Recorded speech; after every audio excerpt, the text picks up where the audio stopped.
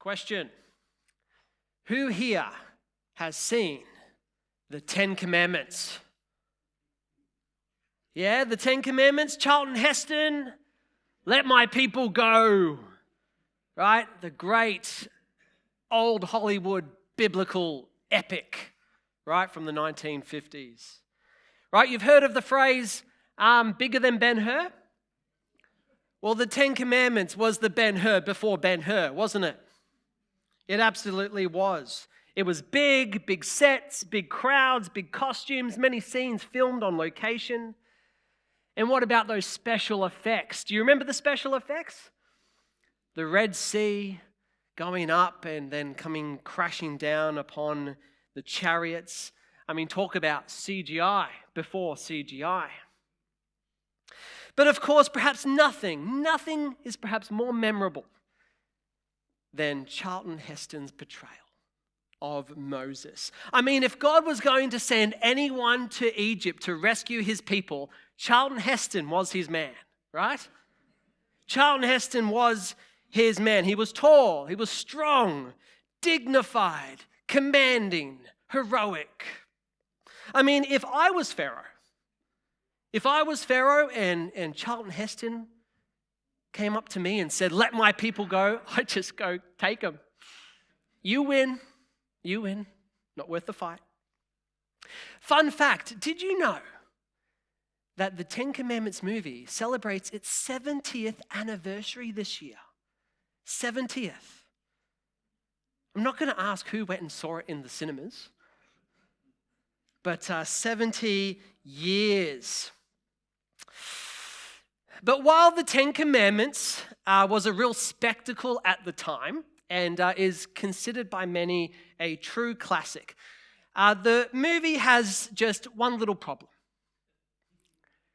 It couldn't be further from the truth, especially when it comes to the portrayal of Moses.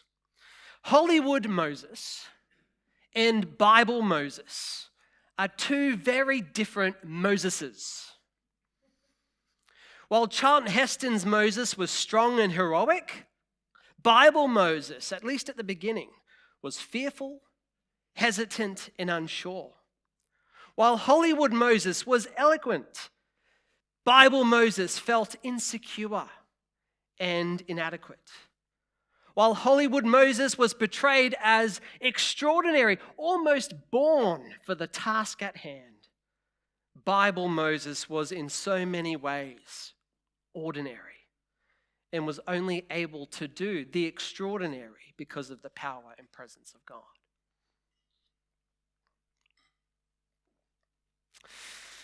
Today, we conclude our May Mission Month series, What's Love Look Like?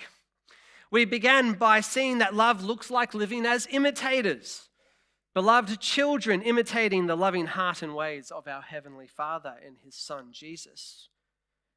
Then we saw that love looks like living as beautifiers, joining in God, restoring the beauty of His shalom to this broken world. Then last week we saw how love looks like living as citizens of heaven, living on the earth as signs, servants, and ambassadors of God's coming kingdom. And today we are going to see that love looks like living as ordinary people. Ordinary people like you, like me, like Moses, who are only able to do the extraordinary thanks to the power and presence of God. We're not all called to be Charlton Hestons, right? We're not all called to be like that, but we are all called to bring God's love to life in every day, in every place. And it begins with living as ordinary people, stepping out in faith, offering to God what He has already placed in our hands, and trusting Him to do the extraordinary in and through us.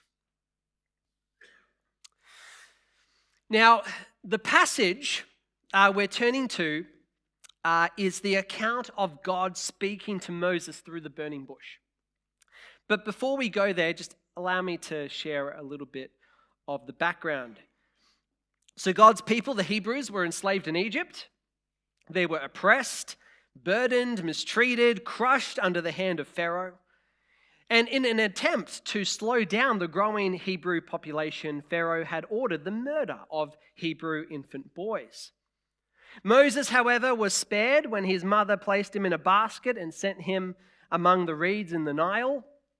Pharaoh's daughter found him, took pity on him, and raised him as her own son. And so Moses grew up in Pharaoh's palace. But as a Hebrew, he knew that he did not truly belong there.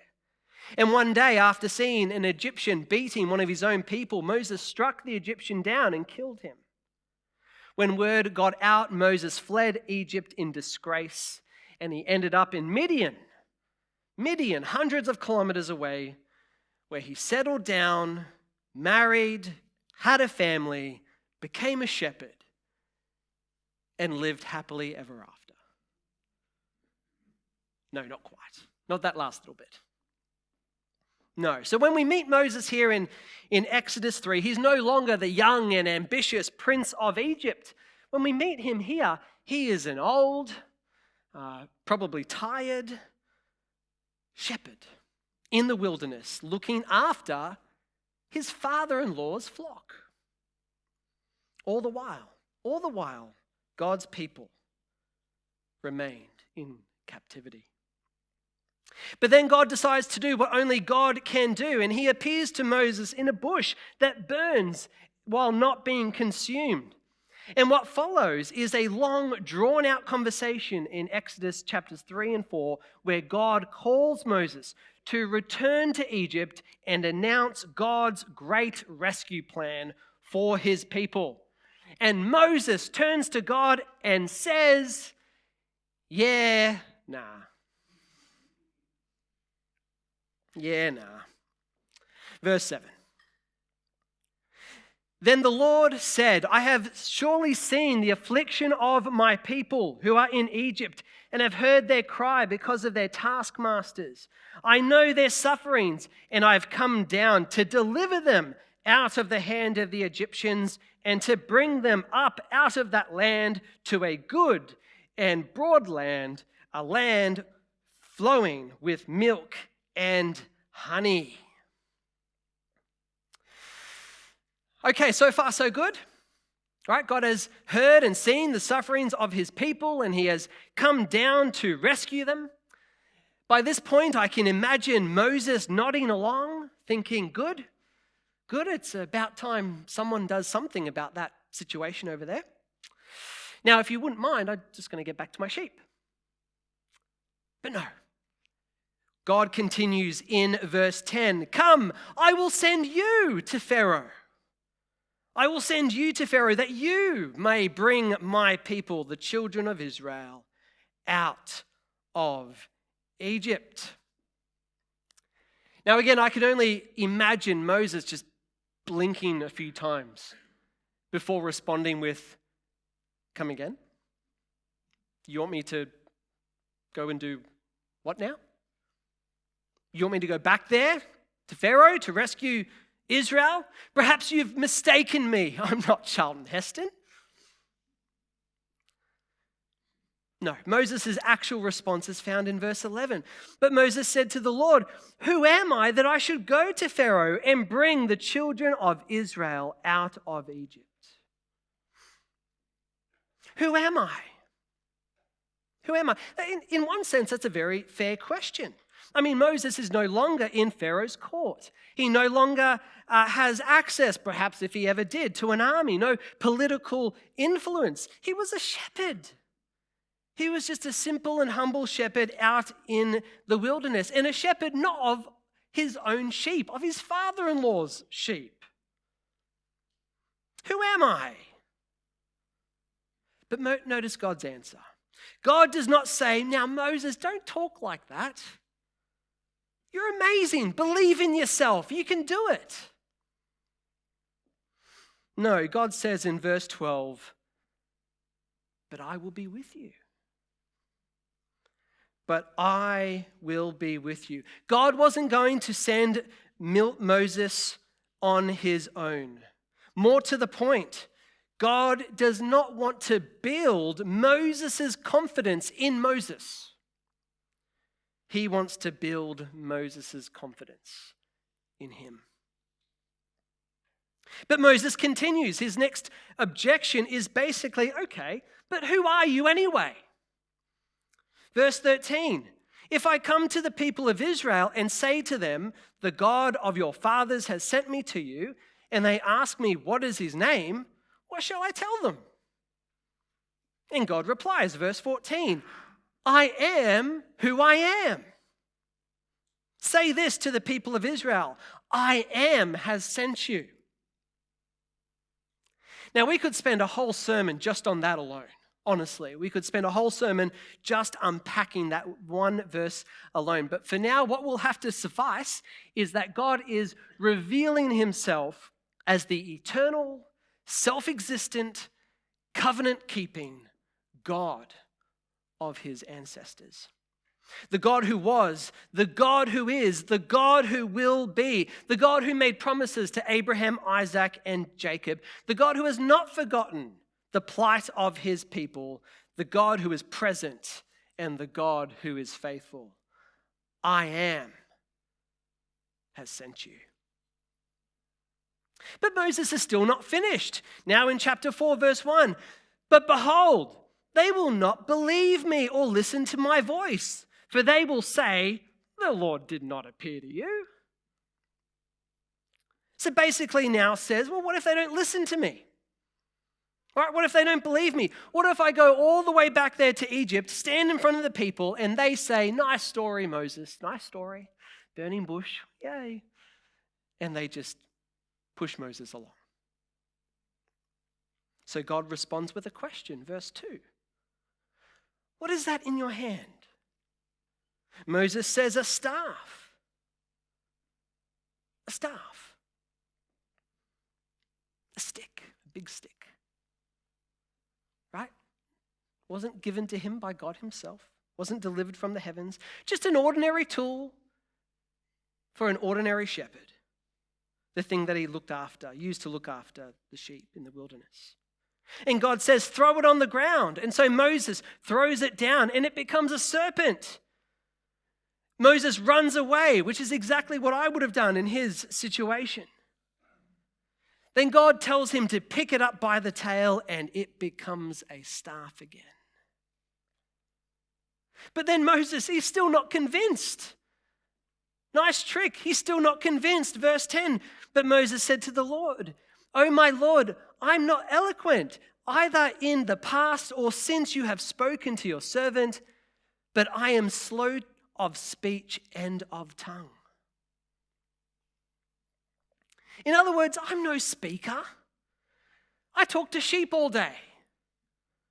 I'm not gifted enough. I don't have the right words. I'm not the right person. And God responds in verse 11, who has made man's mouth? Who makes him mute or deaf or seen or blind? Isn't not I the Lord? Now therefore go, and I will be with your mouth and teach you what you shall speak.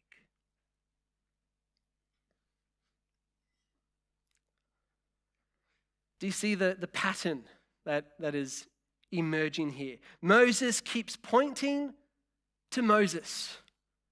You got the wrong guy. God keeps pointing to God. Oh, yes, I do. I'm going to work in and through you. I'm sending you. I will be with you. I am who I am. I will give you power.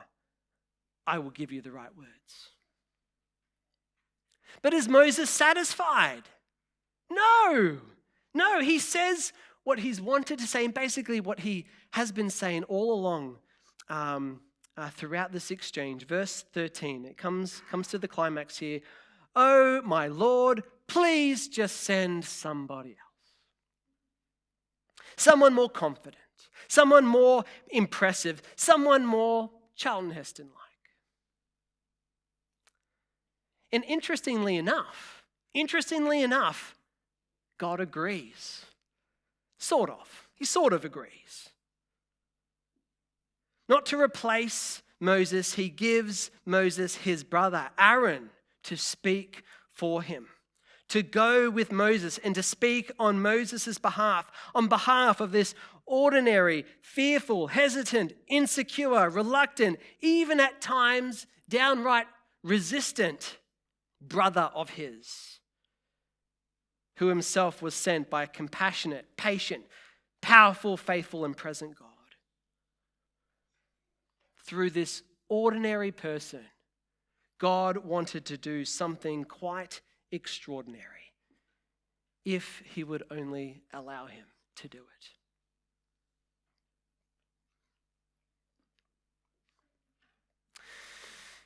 Let's go back now to verse 2 of chapter 4. What is that in your hand? What is that in your hand? That is the question I want us to reflect on this morning, this last session that we have, this last theme for May Mission Month.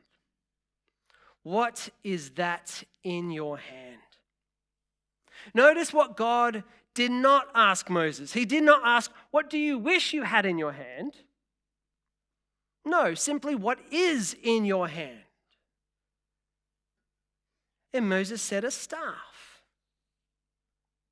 That's it, right? A stick, a staff, already there, a tool for everyday life as a shepherd. Yet, when that ordinary staff was surrendered to God, it became a sign of God's extraordinary power.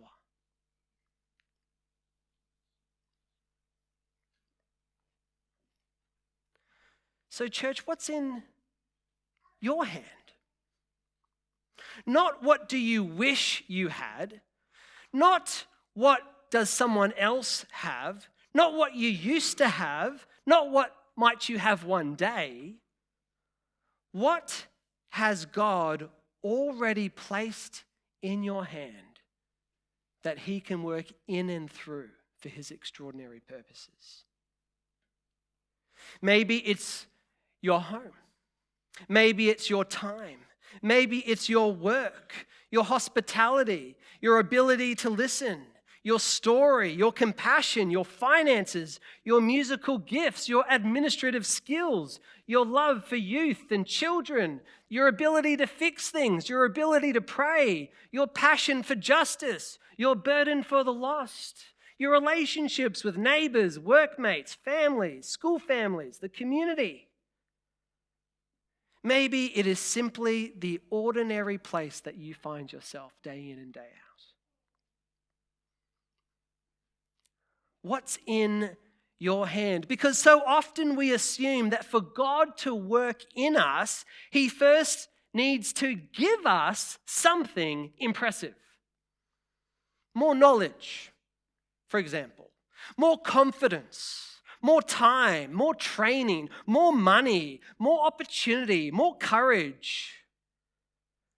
And of course, God can and does help us grow in all those things. But so often, church, so often, he begins quite simply with who we already are and with what we already have. The ordinary things, the everyday things, the things that we don't always think twice about. The staff in our hand, as it were. And yes, many of us, if we're honest with ourselves, respond like Moses does when we come to realize, wow, God has given me this. We often do ask, just like him, who am I? What if they don't listen? What if I don't know what to say? I'm not gifted enough. I'm too old. I'm too young. I'm too busy. Lord, send someone else, someone who would do a better job than me. But at the end of the day, friends, at the end of the day, this is not our mission when we talk about spreading the love and gospel of Jesus. It is not our mission. It is God's mission. This is not our kingdom we are building for. This is God's kingdom. This is not our gospel. It's God's gospel. It is not our power that we use. It is His power. And He delights to use ordinary people to display His extraordinary works. So the question is not, are you impressive? Do you have something good that you can use, that you can show? The question rather is, how willing are you? Are you willing? Are you willing to offer back to God what He has already placed in your hand? Are you willing to say, Lord, I don't have much, but what I have is yours. My home is yours. My time is yours. My gifts are yours. My words are yours. My workplace is yours. My retirement is yours. My relationships are yours. My ordinary life is yours.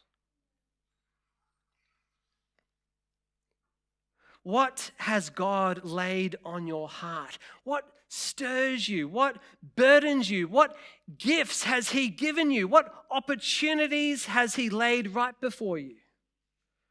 What ordinary things might He be asking you to surrender for His extraordinary purposes? Church, the question for us this morning is, just like it was Moses, what's in your hand?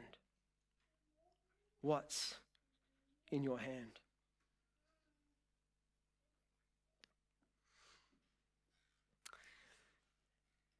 As many of you know, Mission Month is something that I very much enjoy. I love sharing about what our missionaries and intercultural workers are doing. I love hearing their stories. I love being reminded how God is at work across the street, yes, but also across the other side of the world. And I probably have to blame for that passion my upbringing in my previous denomination, the Christian and Missionary Alliance, all about missionaries in intercultural work. So I perhaps have them to blame for this great passion of mine. One of the stories I remember hearing many years ago was the story of a young woman called Sophie. Sophie, better known as Sophie the Scrub Woman. Sophie the Scrub Woman. Sophie was an immigrant from Germany who came to know Jesus in New York through the ministry of a man called A.B. Simpson, who founded the Christian and Missionary Alliance. She was poor. She was uneducated. And as the story goes, all she knew, all she could do well was to scrub floors. Sweeping, mopping, scrubbing. It's what she did. It's what she did best. But after meeting Jesus, Sophie discovered another gifting. She could still scrub floors, but now she could preach. She could share the gospel. And that's exactly what she did. In her diary, published after her death, she wrote, "I was called to scrub and preach."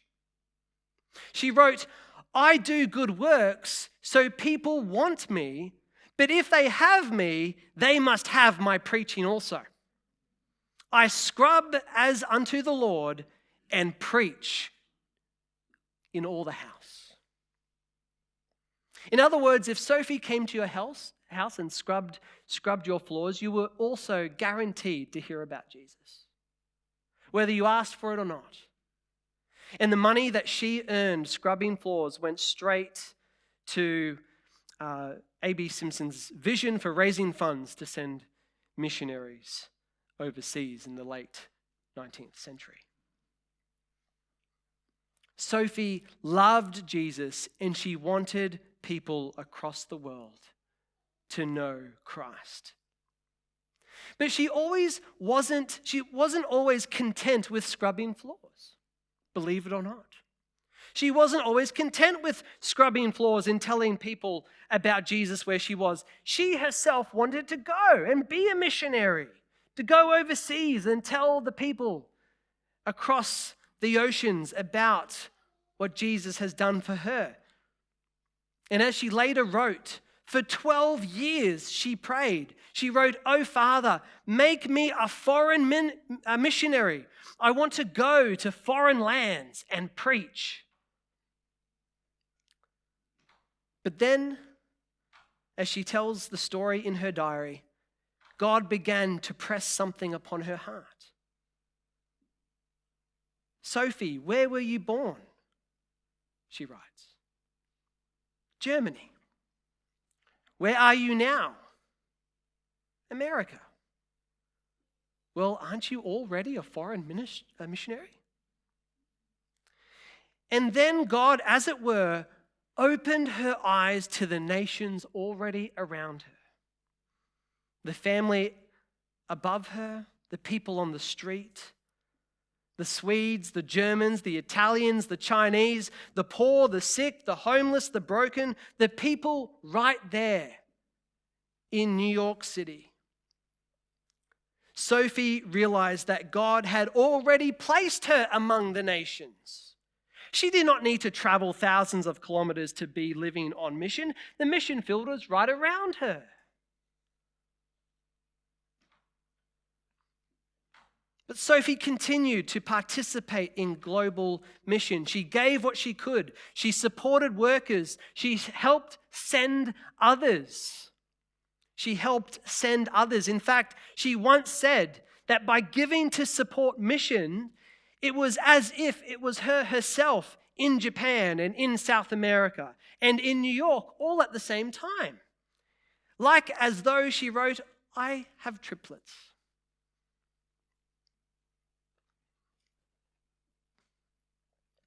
What a woman of God. Sophie was an ordinary person with an ordinary job. She had ordinary tools, ordinary opportunities, an ordinary income, but she had this extraordinary love for Jesus. And God used her faithfulness to make his love and gospel known both in New York and across the globe.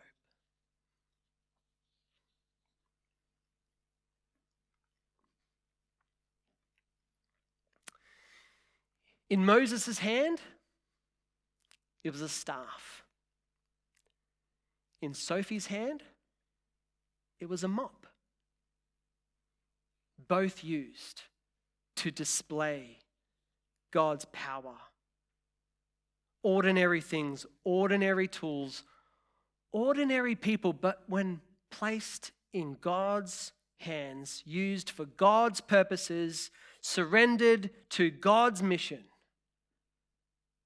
they become extraordinary things. So again, church, I ask you this morning, as we conclude this month of reflecting on God's mission to the world, God's mission to Cabarita, what's in your hand? What's in our hands that God has given us that he wants to display his extraordinary power through? We are not all called to be Charlton Hestons. We are not all called to be impressive, heroic, commanding, larger-than-life people. And praise God for that. But we are all called to be faithful. We are all called to bring God's love to life in every day, in every place. We are all called to join in what God is already doing. Over the past 4 weeks, we've looked at what love looks like imitators, living as beautifiers, living as citizens of the coming kingdom. It all starts with living as ordinary people being filled with the extraordinary power of our extraordinary God. Ordinary people like you and me, when we place what God has given in our hands back to himself. Ordinary people who trust that his presence is enough. Ordinary people who believe that his power is made known, not through our impressiveness, but often through our weakness, as well as our faithfulness and willingness. After all, what we have been called into, what we have been called to participate in is God's mission. God's mission, God's love, God's gospel, God's kingdom, God's power, God's presence. And he invites us to join him. He calls us, he sends us, he equips us, he goes with us. The question for us this morning is, what's in our hands? What has he given us? And may we, church, offer it back to him. May we trust him with it. And may we step out in faith.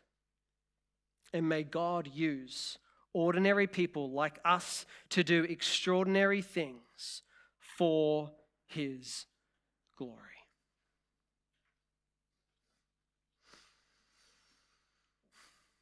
Amen.